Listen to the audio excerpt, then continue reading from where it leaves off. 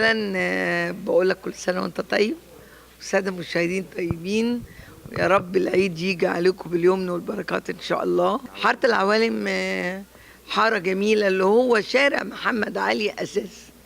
الناس واخدين انطباع، مش الناس، الاجيال ما شافتش شارع محمد علي. انا عايزه اقول للاجيال الجديده، بس احنا سميناه حاره العوالم، لكن هو شارع محمد علي.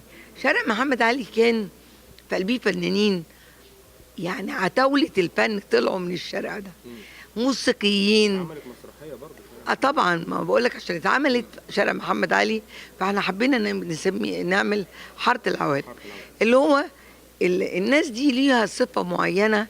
يعني الفنانين دول لما بيحبوا بعض جدا يروحوا افراح المجاميع، يروحوا الافراح الكوميديا مع الغنى مع الرقص. المجال نفسه، المجال فيه حب فظيع اللي احنا مفتقدينه، اللي هو حب الحاره، وان كله بيتلم ورايحين فرح بيروحوا مع بعض، في اي مشكله مع بعض، المجامله مع بعض، اللي هو الزمن الجميل.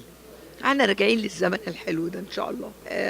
هو انا بقرا قراني وبتكل على الله وخلاص زي العاده، ومتعوده على كده، ولكن متعوده باخد كل الممثلين بنقف على الستيج وبنقرا قرآن شوية قبل ما نشتغل.